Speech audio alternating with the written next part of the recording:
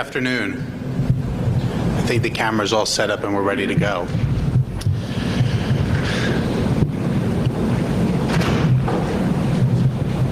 I wanted to start and just kind of begin and tell you guys a little bit of story of, why I'm sitting in front here and, maybe why you guys are up here listening to me speak. About 4 years ago, I came to the first Black Hat conference, and I came here, and it was an incredible, an incredible sight. It's incredible to see how this conference has grown over the course of time. And I think it's important how I first got to speak and get introduced with Jeff Moss. About 4 years ago, I just started becoming an information security recruitment specialist, and I had taken a position, and I told my grandfather about what I was doing. And he went to the doctor's office, as all grandparents do, and he picked up a magazine, and on the magazine and the cover had this Forbes ASAP, and the cover was Digital Hitmen, and on that cover were 4 guys in black suits, outfits, AKAs, all nicknames and things like that. And one of those people happened to be Jeff Moss. Doing a little bit of social engineering, I finally had a chance to track down Jeff, and we started talking about the industry, and he gave me a bit of an education. I gave him a little bit of education about what we were doing, and we started a friendship over the course of time. And it just so happened that, the next year, as DEF CON and Black Hat were approaching, my client had asked me to fly out to this conference to recruit Jeff and about 3 or 4 of his friends for an information security thought leadership type position. So my client was a really, traditional Fortune 500, Big 5 type corporate client with the suits and the ties, and the dress codes and, all the right paraphernalia. We went down, and I pack up my 2 suits, put them in my briefcase, and I'm going down to DEF CON with suits. I was surprised nonetheless. I walked in there, and in my suit and tie, the only thing, I don't know if anybody's had a chance to experience DEF CON or if they're going to experience it this week. But if you walk into DEF CON, you see it's an amazing counterculture. It's something that you probably only can take in outside of a Grateful Dead concert. They have the clove cigarettes burning, the tattoos, Capture the Flag is going on 24/7. The black and white ball is something that, if you have to see, you have to see. It was just amazing, and I'll never forget what it was like just walking in there and just feeling like an outsider within a world that was on its own. And it didn't really hit me too much until I was watching Hacker Jeopardy, and I was sitting here still in my suit and tie at night, and I get a tap on my shoulder. And I didn't know, I knew I didn't know anybody here. I keep getting this tap on my shoulder, and I turn around, and it's this 15-year-old kid.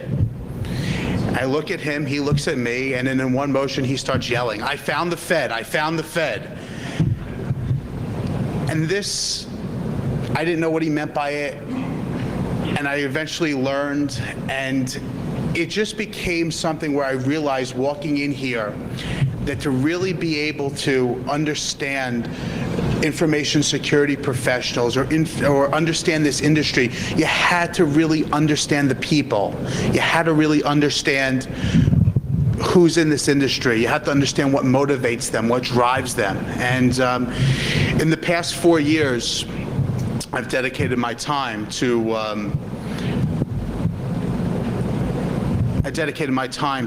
really recruiting and learning and knowing this industry. And I'm the CEO of a company called Kushner and Associates. We're a dedicated information security executive search firm. We work with clients across the country, over 60 of them, whether it's in the product space or the services arena, Fortune companies, pre-IPO companies. I've probably been involved in the placement of over 250 people in the last 4 years within this industry. I think that when you understand, to really understand where we are as an industry at this point, you have to understand a bit of the history in the industry. I'm going to use this. Can you hear me with this mic? Okay, I'm going to use this one a little bit better. When it comes out to the history, you talk about four major aspects of this industry. You talk about 1996 and 1997, the formative years. In 1988, 1999, the industry hit a growth plan.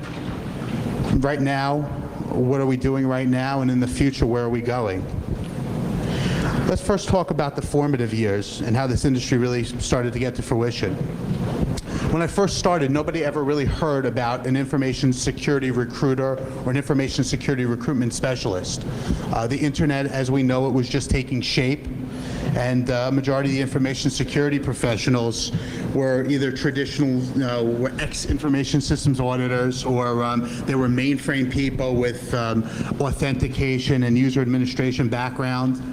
NT was starting to gain market share from Novell, and the concepts of the firewall, intrusion detection, network scanning, all these concepts were pretty much embryonic and were first taking shape in the market. One key event happened in 1997 in February. Fortune magazine, which is read by every CEO, reads Fortune magazine. And on the cover of Fortune magazine, the title of the story was, "Who's reading your email?" And in there, took an in-depth look at a penetration study done by a Big Five firm and an information security intrusion detection company. And that was really what I would consider the shot heard around the world in the information security market space. CEOs started to realize that information security was going to appear on their radar, and at one point, whether it be sooner or later, they were going to have to do something about it. They were going to have to deal with it at some point. This translated, looking at CEOs and how when they started getting this glance of information security, they became very hesitant to share any information about threats or vulnerabilities or hack attempts on their own companies. They also were very leery of allowing outside consultants to do penetration studies or ethical hacks on their own networks to expose vulnerabilities. There was really a cause of fear, and that's how people sold information security. In the home, people started, understanding information security as a general populace. Antivirus programs were sitting on everybody's desktop. People got hit by a virus, they lost a couple files, it was okay. As a whole, the information security skills in this marketplace were pretty rare at the time. Not too many people had these skills, and the people who had these skills were very hard to find. And so companies threw their arms up in the air. It was very hard to find these folks, and if you could find somebody with this type of skill set, you were really, lucky. Now that you found them, it was pretty hard to retain them and keep them. I think afterwards, the market really starts to grow in 1998 and 1999. The internet as we know it starts changing our economy. Economists start looking at it as, the old economy and the new economy. In fact, they even break up companies that way. Companies like Amazon, companies like Yahoo, companies like eBay, we're moving the stock market, 40 points one day, 30 points the next day. Somebody that in your family or your circle of friends probably became an internet millionaire overnight. And that didn't leave the information security space unaffected. Companies like ISS, VeriSign, Checkpoint, people who worked at these companies in your space started to having these seven-figure payouts.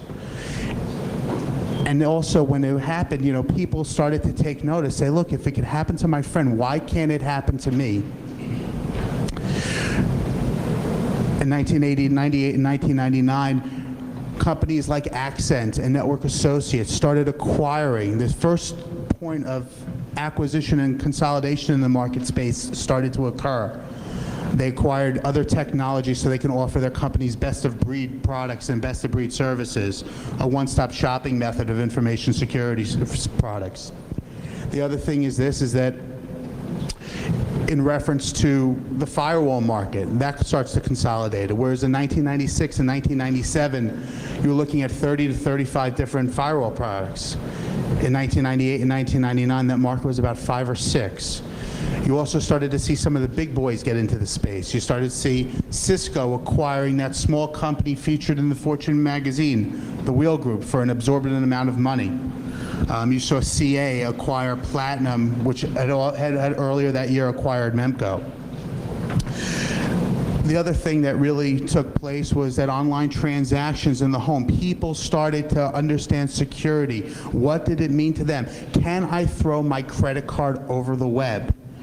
And it's people, because it related to people's willingness to purchase and do business, security started to be perceived as a marketing advantage as opposed to an insurance policy. Companies started to throw more money at this as a technology to improve their image and to increase their market share. On the recruitment front, competition increased. There was the big consulting firms, they drove the market space up, offering huge salaries, trying to attract and maintain and corner the security consulting market space. These recruitment initiatives were predatory at some points. In the services industry, in the product industry had to react to what the services industry was doing. They had to start offering a more creative compensation package. They fed off of the internet millionaires. They decided to sell, look, if you come to work here, you might not earn as much money as one of these big glory firms. However, you have a chance to be a millionaire. You have a chance for your financial freedom one day. As that came to happen, information security professionals, for the first time in their careers, had a choice. They can ask themselves 2 questions. Will I stay at a company, a larger company with more job security, or will I take a little bit of gamble, and will I maybe go into an environment where maybe I'm not getting as much as I think I'm worth? However, I have a chance for a big payday one day. So those questions really started to be asked, and they had to be answered. We move now to where we're on today, the year 2000. Where we are right now is at a crossroads. Information security and digital privacy are items that are firmly entrenched on the minds of CEOs. They realize that one event can mean the difference between the success and failure, not only of their company, but their own personal careers. One event between the denial of service attacks in February and the I love you virus in May, CEOs had to take notice of this. It became critical for them to how they position their companies. And what they've also realized is that they cannot recruit people in-house to provide a comprehensive service. So what they have to do is they have to go outside. They're going to their trusted third parties. They're going to their professional services firms. You're seeing the development of managed service providers, application service providers, some of which are security specific, some of which are using security as a key angle in their marketing plans. With this realization that security is now mainstream, here come the venture capitalists. The venture capitalists are throwing tons of money into this space because they believe that they can make a lot of money here, especially in the services arena. In the services arena, you're seeing these pure play information security consulting firms start to grow.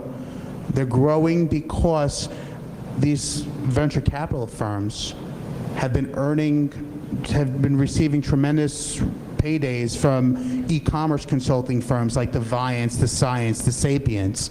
And these, which we've realized in the last 6 months here, in the last 2 quarters, where most of the .com companies, the retail B2C companies have taken a turn for the worse, these professional services firms that offer e-commerce services have withheld and continue to grow. So if they believe that information security, can follow the same exact model. When you also look at the services arena, then you have to start transitioning that to the product arena. Well, what's happening in the product space? The traditional security stalwart companies, the ones that have been around for a while, they're starting to realize that they have to have a different revenue model for their products. They can't just offer one-time buying of a product. It's not effective. It's unpredictable revenue. They're starting to move into the managed services space and trying to create some sort of residual revenue that Wall Street will buy and will continually drive their stock prices up. Also in the product space, you're also seeing new technologies come up that are kind of hybrids of some of the old technologies, whether it be air gap communication, air gap security, whether it be biometrics, whether it be intrusion prevention. All these different new technologies are new and improved versions of the old technologies. Since the market space has already been established, now it could be exploited by some of these new companies. What does that mean to recruiting in this space, and what does it mean to talent? It means that these newer companies are tapping into the resource pool of these companies that established themselves in '96 and '97. People with information security experience are coming to these companies at a premium, and they're having to go out and two things. The old companies are trying to react, and they're trying to maintain, and they're trying to redesign their corporate cultures and redesign their lifestyle and redesign their compensation plans. These new companies are still predatorial. They're starting to attack these more established firms and trying to get the best talent, people who could bring business, people who can bring contacts, people who have an established record of success within this industry. We look at 2000, we have to kind of start thinking about where we're going as we start approaching 2001. What's going to happen in this marketplace? Let's look at it in two different directions. The first would be the products. In the product space, you see the products or companies, there's going to be more consolidation. You're going to see consolidation from either one of two angles. You're going to see consolidation from either some of the larger players, the Suns, the Ciscos, the IBMs, acquiring these information security companies and putting that in their shopping cart that they can go out and sell to their internal client base already. You also potentially will see consolidation from players within the market space. You might see a merger of information security giants, maybe from the intrusion detection space and the PKI space, maybe maybe the authentication space and the intrusion detection space. There is going to be some sort of an angle where the products start to merge. In the services space, the information security marketplace as we stand right now for services and integration work, professional consulting and integration work, is about a $2.5 billion a year industry. We've come to the big time. It's still the tip of the iceberg. By the year 2003, the industry will be somewhere between $5 billion and $7 billion in outsourced work.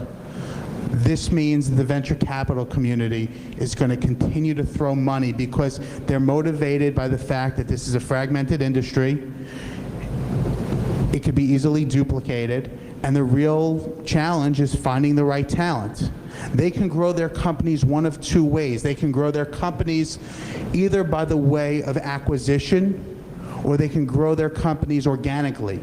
When you talk about them growing their companies organically, or by acquisition first, acquisition will be very tough because these small boutique consulting firms have an inflated self-value. So it's more cost-effective to the venture capital firms to buy the companies piece by piece and pay a premium for maybe their 8 to 10 top performers as opposed to buying the collective sum. Because when you buy a professional services firm, what you are buying is you're buying people and you are buying relationships. You're not buying a product. You're not buying anything that's proprietary. You're not buying anything that can't be duplicated. So the venture capitalist firms are now here, and they have the money in their coffers, and they're coming after people in this space. That brings us to a very interesting time. It brings us a time when there's a lot of opportunity out there. There's a lot of opportunity. Which is a good thing. But there's also, with opportunity comes uncertainty too. And it brings you to a question of where does this market sit? Where do you fit in the marketplace? How will you best judge where your career is going to get to? We start about dissecting the current marketplace, and what I'm going to do right now is I'm going to give you guys a very quick bulleted presentation about where we are in the market, the pros and the cons of these different opportunities. Just as a quick sketch, let's start with the corporate environments. Corporate environments, you break it down in 3 different areas. You have fortune organizations, you have .coms, and you have the governments.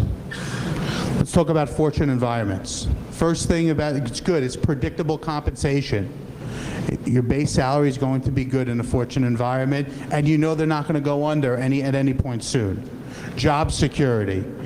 Corporate environments are struggling to retain technology professionals. Without some major merger acquisition, you will always have a job in a fortune company. You have the ability in a fortune company to see projects to completion and to fruition. A lot of times you're able to see products from a concept stage to a design stage to an implementation stage, which is pretty rewarding because you can see the fruits of your labor. And the last thing is that there's going to be increasing importance in the information security arena for corporate environments. As more rules and mandates and government regulations come to pass, you're going to see information security positions escalate within these organizations. So that's a really good thing. As far as cons, you'll hear me talk about a couple of these repetitively. Security is not their business. Fortune companies, either they sell cars, they sell books, they sell insurance, they sell banking products. They don't sell security. Security is not the reason that they're in business. Security is what they have to do to stay in business, but it's not a priority. It's still a cost factor in most of these companies. The second thing I'll tell you is B&B. And I could pretty much sum that up as bureaucracy and BS. The larger the organization, the more bureaucracy you're going to have, the more politics you're going to have, the less effect, the more time you're going to have fighting internal battles to who owns what, as opposed to being able to do the things that you enjoy to do.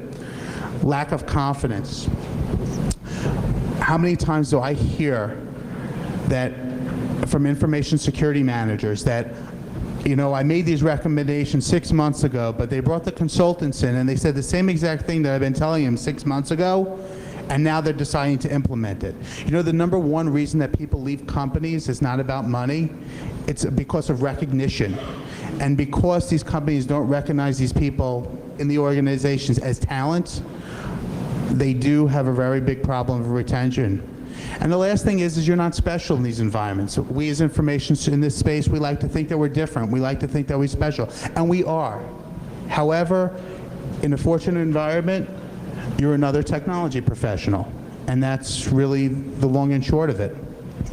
Let's talk about .com environments. In the .com environments, security professionals are important. If they are spending money to hire a security person, they need that person. That person is critical for their business. There's plenty of technology to play with. They're always trying to come up with something new that's different. That's how they're going to gain market share. And the third thing is, who wants to be a millionaire? It's the question we're all asking ourselves today. Options are definitely plenty and fruitful, and could be very lucrative. Cons. .coms, lower base salaries, and that might surprise a lot of people, but cash is king in these environments. Everybody wants to save money. If you're looking for a higher base salary, do not go to a .com company. Long hours, you will work, you will get paid less, and you will get paid less, and you will work more. High risk, you don't know if they're going to be here today or gone tomorrow. I mean, ask anybody at drcoop.com. And also lack of structure. If you're looking for structure, if you're looking for somebody to provide you with a job description, do not go to a .com. Typically, you see, I have to do A, B, C, and D. At a .com, it's A, B, C, D, E, F, G, H, and take out the trash. So there's a tremendous amount of, you're not going to have that kind of structure within that type of environment.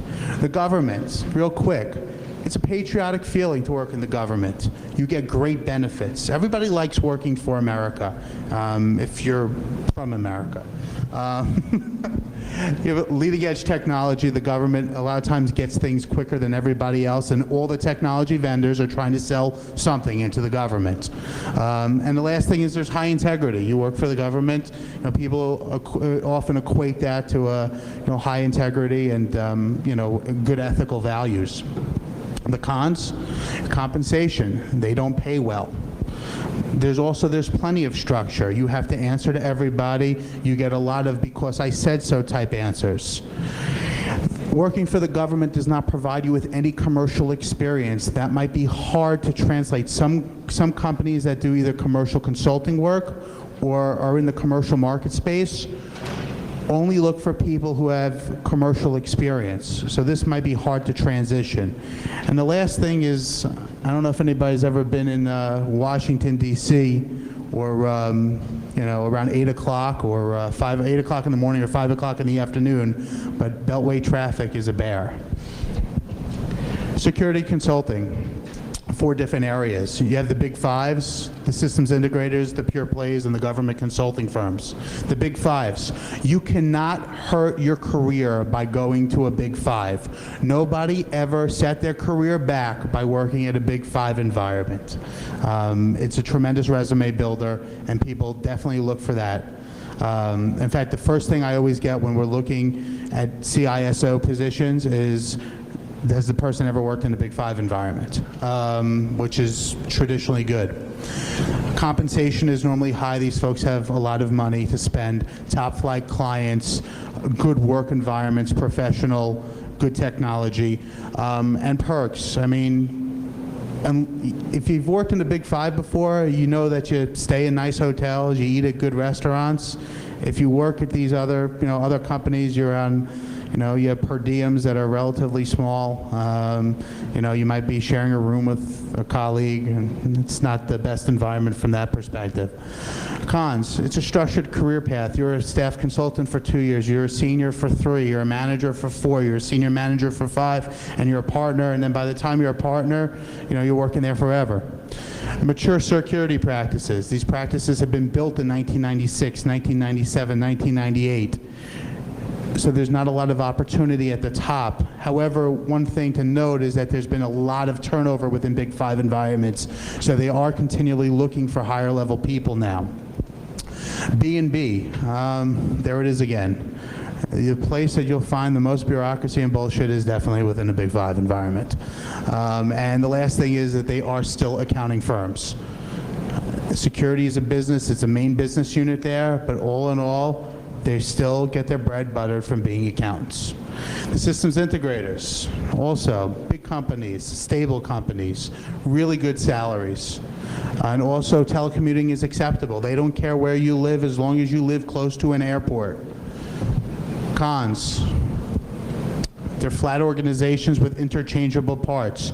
Career paths are generally not that high in these environments, therefore the larger base salaries. Also, you will travel a bunch. There's very little stock options or chance at equity, and also it's a very individualistic atmosphere. A lot of the times you are working on an island, you're not working as part of a team. The pure plays. When I say pure plays, these are vendor independent consulting firms, talking about companies that have recently thrust onto the market space like Foundstone, like AtStake, like Garden, like Securify. These companies provide vendor independent information security consulting solutions. High growth potential, excitement. Whenever you're growing something, it is exciting to be there. There is no glass ceiling. You can contribute. It's a good thing. Equity. These companies are just forming this year. Most of these people are less than 100 employees. If you can get equity in a company when you are a double-digit employee, take the chance. And the other thing is this, their only business is information security. That's all that they do. And they do security consulting. So you have to be an integral part. Without their people, they don't make money. Without they making money, they don't have stock. And the CEOs don't want their stocks to be worthless. Cons, lower salaries. You are going to either take a pay cut if you're at a high level, or you're going to be lateraled in. We tell all of our candidates pretty much that if you're going to look at one of these opportunities, don't expect to make a lot of money initially. Cash is king to these VCs, and cash is king to these companies. So they will not spend a lot of money, and they will not give a lot of money out up front traditionally. Lack of role definition. This is another thing. If you need structure, this is not the place for you. They will not tell you that 30% of your time you'll be doing architecture work, 40% of the time you're doing A&P work, 20% of the time you're doing practice management. You will do what's necessary to get the job done. And the last thing is this, is the business is driven by VCs. And everybody says, well, VCs, they're our friends. VCs are probably the most cutthroat people in business. Understand that. They want to own your company. They're in business for 3 reasons: to make money, to make money, and to make money. And they only get compensated if they create some sort of an equity event, whether that's an IPO, whether that's a merge, or whether that's a sale. So as far as the VCs are concerned, you are a money-making vehicle, and they will drive your company that way. And the last thing is government consulting. Again, you get to work with leading-edge technologies, also good patriotic feelings, good resume builder. I mean, people do look for people who have worked in government consulting environments. The cons: cheap client, cheap compensation. The government doesn't pay as much as commercial, so therefore they can't afford to pay their people like the commercial folks do. They're flat organizations. There's not much of a career path. And a lot of times they hire and fire based on contracts. And what that means is this, is that when they get a contract, the government consulting firms, these beltway bandits, they get in a rush to hire. I need 20 people. Now they lose that contract, now they start firing people. So you have to understand that a lot of the work there is contract driven. If you work with a government consulting firm, you should really understand, are they hiring you because they have bigger plans, or they're hiring you because they have a big contract? Transition into the product company space. We'll talk about the information security products and general product companies. In the information security product space, transferable experience into other software spaces. Compensation is based on performance. There's good bonus plans. Good products equals success. If you have confidence in the product, the company will normally do well. If you believe in the product and the product is accepted, your company will normally do pretty well. The best positions, product companies are in 2 businesses. They're in the business of developing products and selling products. If you want to be as close to these functions as possible. The cons: everything revolves around the product. It's all product driven. Every quarter you have to hit revenue. It's driven about the sale of the product. The worst thing that you can do, the worst position that you can have in a product company is to be a consultant. Because, kid yourself if you will, you are selling a product. You are not selling service. You are selling solutions around the product, and they can tell you, no, we deliver the best available solution. When your client is looking at you, they're saying, you know what? These people are telling me the best available solution that supports their product. General product companies. I talk about these companies like Sun and Cisco and IBM. Great resources. They have tremendous resources. There are large companies. They can offer a lot. Security happens to be the hot ticket in their minds. Their clients are screaming they've already bought the product. So their services aren't based on the product. They've already bought the product. Now they have to integrate the product. So they said instead of going to the integrators, they like you to come to them. So they're throwing a lot of money in this space. They have the ability to pay high base salaries, give good stock options, good bonus plans. And also the other thing that's very good is you have a good horizontal career path. Within these large companies, there are a lot of good internal opportunities. In a 6 or 7 year career in one of these big companies, you could have 3 different jobs. You could go from consulting to marketing to sales engineering, however you might want to do it, but there is a lot of diversity, which is good. The cons: they're still product companies. Everything does revolve around the product. The other thing is this: the security is another business line to them. It's what's hot now. Chances are this is going to be hot for a while, so we're all pretty good. But if it's not hot for a while, with one red line, they'll either reorg it or reposition it. So you have to be able to watch out for that and design your career path around that.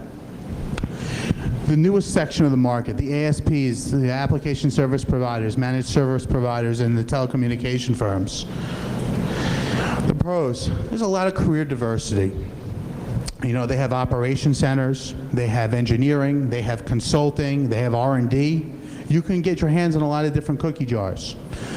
These companies have a commitment to security. They're building it in as a marketing advantage. Anytime you flip through a CIO magazine and somebody's talking about an application service provider, the first thing they say is availability, the next thing they say is security. So there's a commitment to this, and they're trying to position themselves with security as a major play. It is a growing marketplace. The market caps on these stocks have really yet to mature. And the last thing is the compensation plans. It's a nice blend of equity, bonus, good base salaries, those types of deals. The cons is redundancy. It's a managed service provider. You are providing one service. Sure, there are going to be some nuances to the integration. There are probably going to be a lot, but you are providing the same thing over and over and over again. That's the business model. The market is still forming. Some of these companies will succeed if they're funded well. If they're not funded well, these companies will go by the wayside. And I think that also comes in the area of high risk. I hope that gave you a pretty good, some bullet points about how you should think of your current marketplace. I'll take questions after the show. How you should look at the current marketplace and maybe how those affect you in your current positions now, maybe give you some things to think about. How and where do you find the right opportunity for you? I guess there are four or five real sources of looking for an opportunity. And first is the internet. The internet is a wonderful place to buy a product. If you want to buy a car, you can go on the internet and you enter the make, you enter the model, you enter the color, you enter the engine type, you enter the stereo system, and you have a car. Point and click and do it. You are not products. The boxes on the monster.coms and the jobs.com and the techies.com cannot talk to you about career path, cannot talk to you about where do you want your career to be, cannot talk to you about some things that are important to you. The internet is great at filling jobs. It is very lousy at building careers. Networking. Getting jobs through friends. This is very good because you can work with your friends. Normally people who like to work together, who get along with each other, and if they like to work together, it's a good thing. This industry is probably the smallest industry. You could play 6 degrees of separation with this industry, probably better than any other place. Everybody knows everybody, and everybody has some sort of opinion on other people. Now, what happens with networking and finding jobs through friends? First thing is this, you have to understand is that what happens is you'll have a group of friends, and one of these friends will go to another company and they'll say, hey, we're hiring. We're going to give you a referral bonus for your friends. I'll get you an extra $5,000 and you can split it with your friends. Now, when that person's approaching you about a position, are they motivated by the fact that this would really be a great thing for your career path, or I'm going to get me $5,000? What makes your friends experts on your careers? Recruitment firms, general recruitment firms. I'll tell you what, let's start about this. Internal corporate recruiters. Internal corporate recruiters have one thing in mind. They are incentivized to fill the jobs in their company. If you desire to work for a specific company, and that's the company that you want to work for, the corporate recruiter is your best friend. They understand that environment to a T. However, that corporate recruiter doesn't understand what's happening around them. They don't understand what makes firm X better than firm Y and firm Z. They can only see one thing, is what does their client need? And their client is their internal client. They are compensated by bonus plans and base salary raises by the more people that they put in their environment.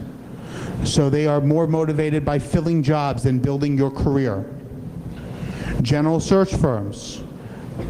If you're a technology generalist and you consider security as a part of what you do, this is a very good place for you. They can maybe give you opportunities that will leverage your information security skills into other areas of technology, where maybe somebody needs more of a network management person who understands information security. This is a good place. However, they are not experts. They do not understand this marketplace. They a lot of times try to be everything to all people.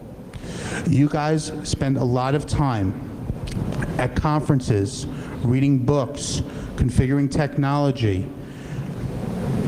discovering exploits, spending time on the net. The information security is your passion. You know it, you live it, you invest the time in it. You owe it to yourself to work with people who spend the same amount of time understanding the industry, understanding the trends, understanding compensation. You have to find people, you would need to find people who take as much interest in this industry as you do your career. An information security recruitment specialist in general can give you a more broader perspective. Even though that a lot of times they'll represent 10, 15, 20 different clients, they won't bombard you with all 20. They'll listen to what it is that you want to do. And then they might present you with 2 or 3 different opportunities that fit your needs based on what you've told them and what they understand about the industry. It gives you a more targeted approach to interviewing, and it gives you a more targeted approach to your time. The first question in my firm that we ask anybody who calls us or anybody that we speak to, what is it that you want to do? Can you describe the most ideal position for you? And what we do at that point is we try to find it. Factors. You want to consider certain factors when you're searching. And they're very simple. I mean, the first one is career path. You should always be looking one job ahead. Whenever you take another job or you start to look, you should say, where is this job going to take me? Where will I be positioned? In the next 3 or 4 years, Chief Information Security Officer will be a position that will be highly compensated and will be highly sought after. Many people should, if you're in that position, you should position yourself in something that will give you the exposure that will enable you to get to that leap, whether it's that position or it's another position. Confidence in the company. You have to have confidence in the company. Do you believe in what the company does? Do you trust these people? Do you think they have some good ideas? Are they bright? Compensation. What are they going to pay me? And normally compensation is normally the first thing on the list. I always think that compensation should be either number 3 or number 4. Quality of life. Quality of life is very simple. You work, you're going to work 8, 10, 12, 14 hours, whatever it might be, but you have a life outside of work. How will this job affect the quality of my life and my leisure time? And the last thing people should always consider is the caliber of people. This is an industry where people are constantly exchanging ideas and sharing. If you work with bright people, some of that will rub off. If you do not work with bright people, if you work with a vacuum, you can only learn from what you get on the web, what you get from conferences, and what you think of. So the better caliber of people that are there, the better off that you're going to be to learn more. Questions that need, everybody with their interview, everybody, they ask questions, and all questions are good. I think that the one thing I see is that I encourage the candidates, I encourage you to all ask questions and get your information. It's better off, there is no foolish question. I hate to sound like my 3rd grade teacher, but there isn't any foolish questions out there. There are only foolish people who don't ask questions. You talk about things. One of the questions you should ask for is the corporate focus. We've said this a couple times today. What business is the company in? What is the main function of the business? Do they sell services? Do they sell products? How close are you to the main function of the business? There is one real rule. The closer you are to the bottom line of any business, the more money you make, the more profitable, the more valuable you are to that company. So if your position is integral to success, I'll give you an example. In a services business, their only form of revenue is reselling consultants. It's very simple. Number of consultants times hours times billing rate equals profit. That's what they do. So you have to realize how integral you are to the business, how close are you to the revenue transaction. Also, you should understand what the company's commitment is to information security. Where are the budgets? You should look at hiring trends. Traditionally, if companies are committed to information security, they're looking to hire more than one person because, as we all know, no one person can be the entire information security department. So hiring trends will also reflect that. The other thing, next thing you look at management. You look at management and you look at who's running the company. Now, in a company, it's not going to matter if Steve Jobs is running Apple or if Bill Gates is running Microsoft. That's not going to affect you as an information security professional. But what's going to affect you is in a smaller company. Who is the CEO, especially these startups and these .coms and these newer companies? What is the person's track record? Have they done this before? Have they been successful? Have they made people money? Or, as opposed to the person who's done it before, there are two types of CEOs that really make a lot of sense in this space. It's either the person who's done it before and has a track record, or that person who's passionate, who understands the space, understands the nuances, and is a visionary. Both of these people are great people to head up companies, because normally if you find a CEO who is passionate and knows about this industry, down the road they will be able to attract that person who can sell the company up through Wall Street. The other thing you have to look at is talk about management, the business unit. I have a friend who works at a Big 5 firm. He always says this to me. He says, I love the firm that I work for. However, the guy that I report into, I can't stand. The firm a lot of times is the person you report into. So you could work for this great entity, but if your boss is a jerk, you're going to have a problem. Also, you want to hopefully work for a boss that upper management embraces and has a career path at the company. When you work for somebody with that corporate, that the corporation gets behind, chances are you'll get things. You'll get training budgets. You'll get technology. You'll get raises because they look at this person as a shining star and they want to continue the career growth of that person. Commitment. You talk about commitment. Commitment is, where do people really see security? Is it a cost factor? Is it a revenue factor? How much are they going to budget? What's the allocation? Compensation. Everybody wants to always talk about compensation. When you speak about compensation, you have to look at, three or four different things. First of all, you have to look at the base salary. You should ask questions, when do I get raises? What are they based on? Are they prorated? Bonuses. What is the bonus based on? When do I get it? When is it paid out? Sign-on bonuses. Let's talk about sign-on bonuses.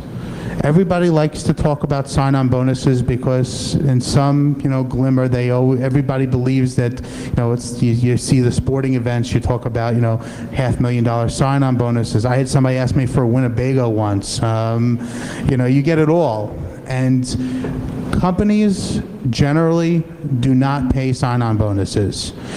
And as a rule, you're better off getting more base salary than sign-on bonuses.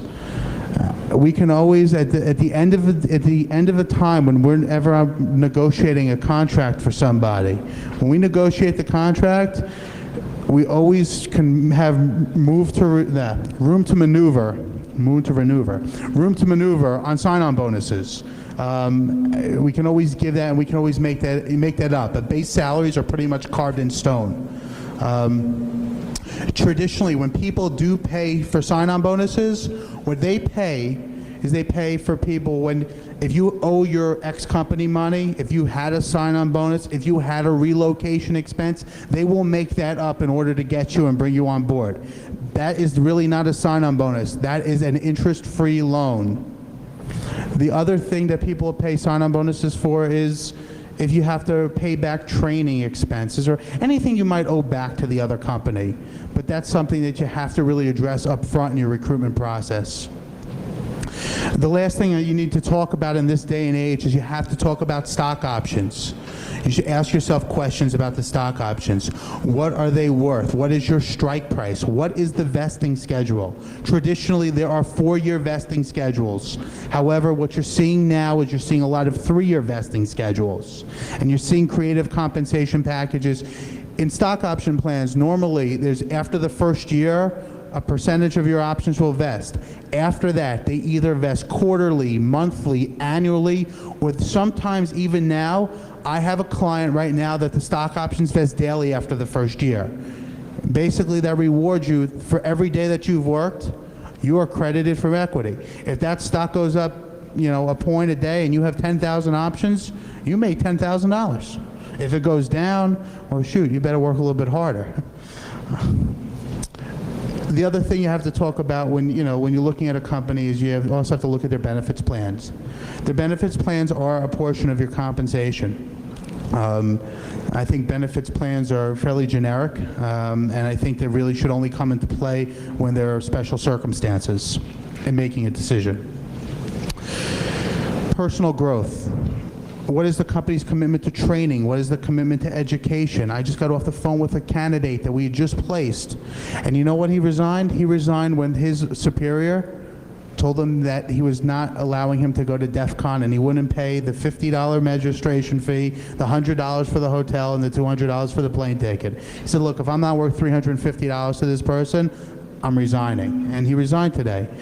Training, you owe it to yourselves. This market is changing. Technologies are being introduced, wireless technologies, you name it. You have to keep abreast of it. You need a company that will invest, will send you to conferences like this, that will enable you to get technology training as these new technologies do evolve. That has to be an important question that you do ask. Quality of life. There are many factors involving quality of life. Whether it's travel. Some people love to travel, some people can't travel. Some people have to relocate to, enjoy, for certain reasons. Quality of life can take on so many different things. Your hours, your work day. You have commitments that are going to prohibit you from really, succeeding within the company. You have to look at how will this job affect the way that I live. Whether it comes down to commuting time. I mean, you talk to anybody, New York, Washington, D.C., Boston, San Francisco, L.A., most major cities, they're going to ask you about the commute. Sitting in 2 hours of rush hour traffic is not good for you. So you have to understand if a company is going to be flexible.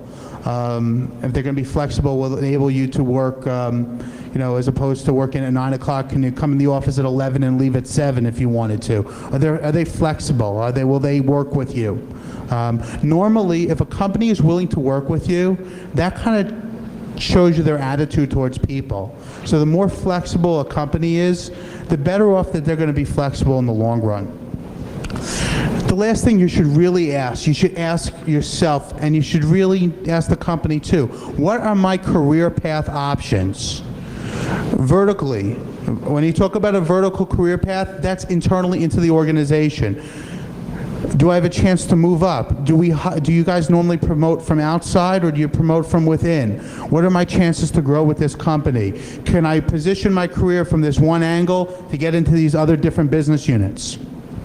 Horizontally, the things you have to look at horizontally. Where will this career position me? You're always thinking a job ahead. You have to look at your career as a springboard. The next time you make a job, the next time you move jobs or look at a job, where will this job position me for the next career down the road? How will I take advantage of it from a financial perspective, from a career perspective, from a happiness perspective? I want to leave you with a couple thoughts and just a couple of observances and conclude the presentation. 2 weeks ago, I was in New York City, and I went to the HOPE conference, and it's Hackers of the Planet Earth. It was H2K this year. And when you get to that conference, and if any of you are staying for DEF CON, you'll see it. The people who attend the conferences and are passionate about this space, they do not do it for money. They do it because they like to share information. They do it because they enjoy it. They do it because they can. Unfortunately, everybody sitting here at some point, we're mercenaries. We work for paychecks. If you take people who are extremely passionate about what it is that they do, they will keep coming at it. And because they will keep coming at it, and they will increase in numbers, and their zeal will increase, and their knowledge will increase, and through technology, their network will increase. By doing all those things, it will ensure us all plenty of jobs for the future. You do not have to worry about finding your next position. The positions are out there. You have to worry about finding the right position for you. You have to worry about positioning yourself correctly in your careers so that the right positions, the right compensations, and the right career paths stay available and become available. I don't know how much time we have for questions, but I will answer. Hi, this is Scott Barber, Secure Member Consulting. I just got one quick question for you that you didn't touch on. I'm surprised. Certifications, CISSP namely, what effect does that have on the candidate, and then also for the managers in the room? What effect or what should they be looking for in their candidates as far as certifications go? It's a very good question. I'll talk about the CISSP really quick. I get to take my hat off to the people at ISC Squared who've really developed this certification over the past 3 or 4 years. In the beginning, this was grandfathered in. Now they've redone the curriculum, and I think getting that certification is an excellent thing at this point. Companies are starting to pay bonuses for people who are CISSP certified. How does that affect you if you're a hiring manager? You know, certifications are a funny thing. Everybody can put many different letters next to their name, but it really comes down to what it is that you can do. I always tell people that your certifications aren't going to determine your self-worth.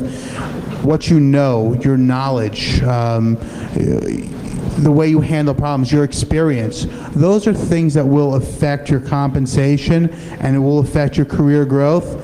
Certifications are great to have. Corporations should look to hire people with certifications, but it's not a necessity. But it's something that should be considered and definitely looked at. Did I answer your question? Good.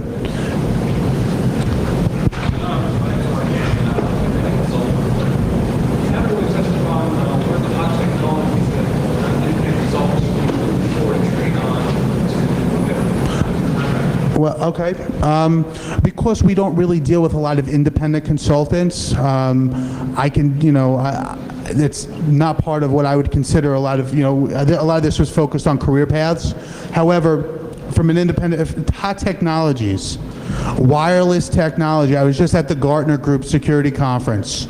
Wireless technologies, anything with wireless PKI, anything dealing with PDAs, anything dealing with WAP-enabled protocols. Those are the hottest things out there. PKI, I think, digital signatures, it was just, I think Diana's going to speak on digital signatures and privacy. That's big. It was just mandated by the government. Clinton just signed the bill. I can imagine that space will take off very, very soon. So as an independent consultant, and also, firewalls, the good old firewall. People need firewall help. I think I can take one more. What would you consider too long? There's a time 20 years ago where these days that's not necessary. That's something that is a new phenomena. It's a new phenomena. How long you stay at a company. You stay at a company as long as, it's not a bad thing to stay at a company for a long time. In fact, a lot of times I tell people that the best move is not to make a move. The best move is to just kind of stay where you're at.